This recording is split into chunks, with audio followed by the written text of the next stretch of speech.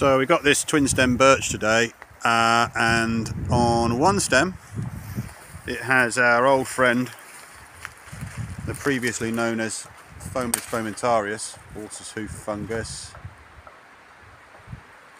and lovely specimens on it actually. Now this stem is dead, it's pretty close to the path, so it's upright, it's not looking too bad. Now the other stem has something a bit different on it. At the top there is birch polypore there, common name.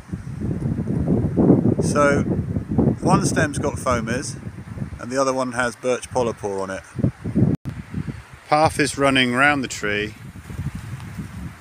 quite close to it. So if we walk along the path we can see how close we get through this gate here or whatever it is. And there's our tree, and we have a leaner that comes up on the birch polypore side. So what's going on? They both have the same decay strategy, the brown rotters, and they are both doing the same thing. So the books will tell you that you'll see a lot more fomes up in Scotland than you will down in the southeast, and that's true. But you do see a lot of birch polypore up here as well. Birch polypore is described in some books as just living on live wood, but we'll see how this broken out top from the birch polypore side, which has fallen across the path, has birch polypore on it, which has now died off, admittedly. Oh no, it hasn't, it's still alive. Classic white pores underneath, brown leathery top, also called razor strop fungus as well, because this leathery top was used to strop razors in the absence of leather, apparently.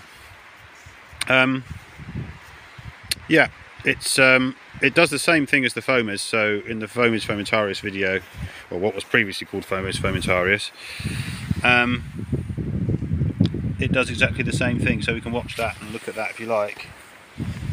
But however, here we are with the hazards and risks here. So obviously the hazard is quite hazardy. We've got this leaner coming straight out over the path, and that would hurt if it hit you on the head. We've also got this wind blow coming through here as well, and that's resting on a wall. So this probably needs to be sorted out a little bit here. So what we've put on this, because it's a very, very little used path. In fact, nobody's walked up here today as far as I've been up here, walking up here this morning.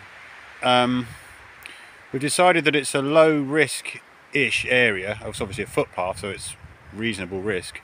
But the hazard is relatively high considering the top's broken out. It's probably going to shed another bit of the top up there. So what we've done is we want to get this tidied up. And unfortunately, if they can't, I mean, spiking up that would be an absolute pain in the bum because it's completely dead and you probably end up with that falling on top of you. So risk assessment wise, it's probably not to be spiked. Not going to get a mupe in here. So it might have to be a fell.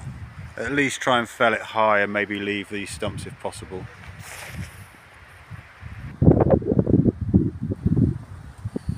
So we are going to try and get them to reduce this if possible. If not, fell it high as possible, just so we can keep some of this fungi in here, really. There's a big crack here as well, where it's obviously had a bit of a ding. But it's nice to see fomes side, piptoporus betulinus on the other side, so that's nice to see.